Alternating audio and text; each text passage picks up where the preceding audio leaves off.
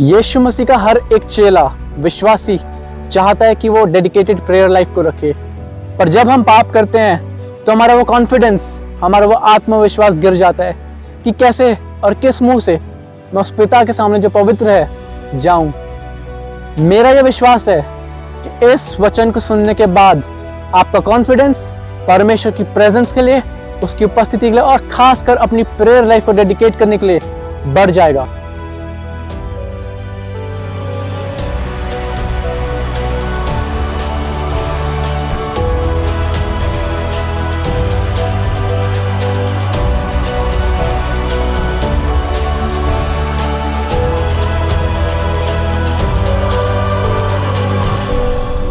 जब पुराने नियम में मंदिर था तो बहुत सारे प्रोटोकॉल्स होते थे, बहुत सारी विधियां होती थी।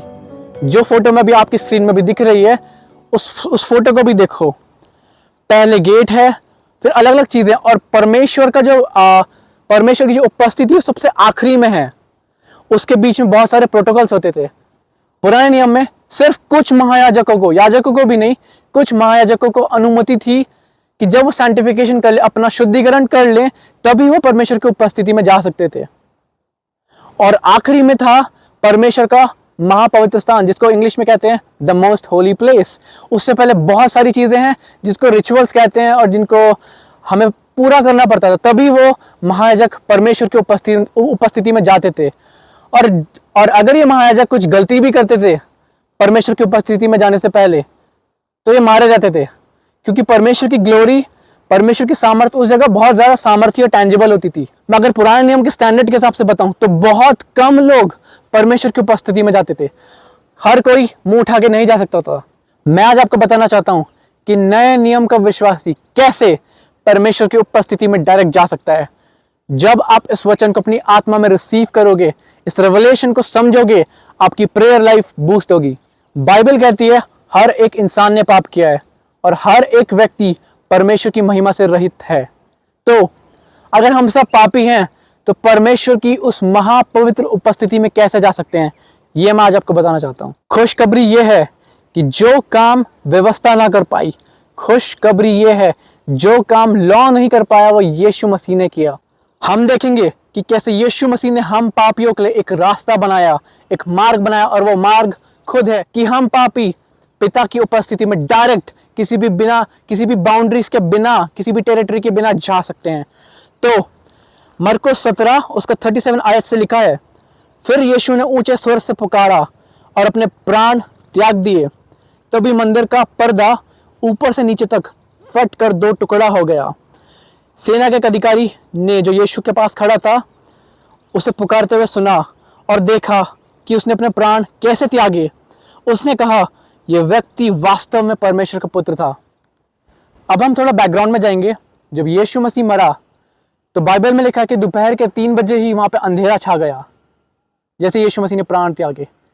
मैं ये बिलीव करता हूं कि जब वहां पे अंधेरा छाया, ह्यूमैनिटी के, पूरे इंसानियत के पाप एक साथ मिलकर उस क्रूस के ऊपर, यीशु मसीह के ऊपर आ गए। वो अंधकार कुछ और अंधकार नहीं था, वो हम सबके गंदे पाप थे।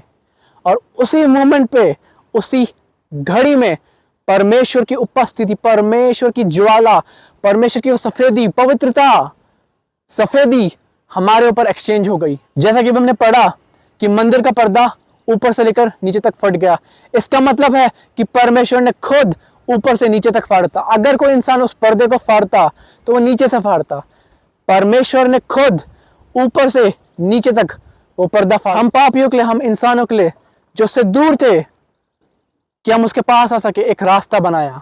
उसका बेटा था, और अब हम उसकी मौत के द्वारा उसकी उपस्थिति में डायरेक्ट जा सकते हैं। जैसा कि हमने पुराने नियम में पढ़ा कि सिर्फ कुछ महायाजक ही परमेश्वर की उस पवित्र उपस्थिति में जा सकते थे, उस पवित्र ग्लोरी में, महिमा में स्टेप कर सकते थे। पर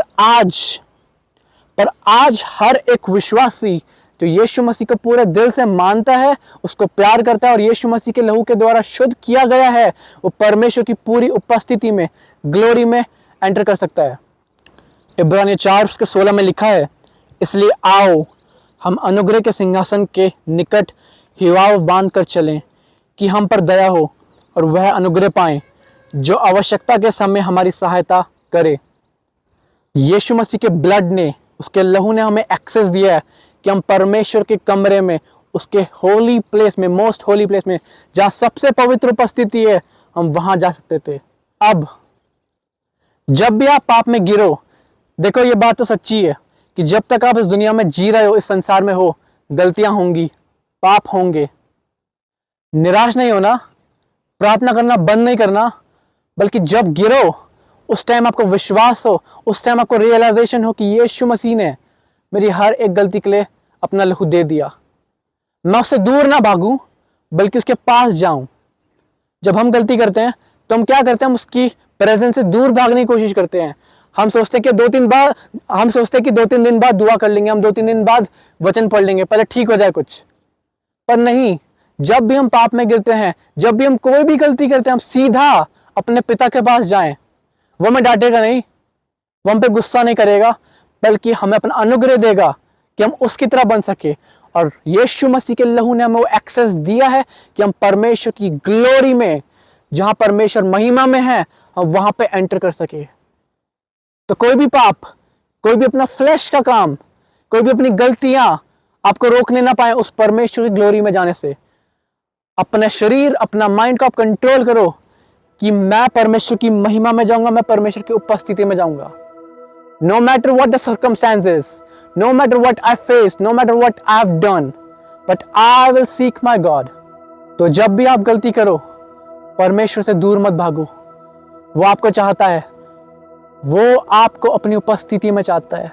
सो परमेश्वर, हम यीशु मसीह के नाम से आपके अनुग्रह के सिंहासन के पास आते हैं। खुदावन बाप, जो भी भाई बहन मेरा उस स्क्रीन के उस पार देख रहा है, खुदावन बाप, उनकी लाइफ को आप इस वक्त यीशु मसीह के नाम में भी टच करो। पवित्र आत्मा वो कॉन्फिडेंस, वो बोल्डनेस दो कि जब भी हम गिरें, जब भी हम स्टम्बल हों, लड़खड़ाएं भी, हम संसार की ओर ना देख सके, ओ पिता, हम यीशु मसीह के चेहरे की ओर देख सके।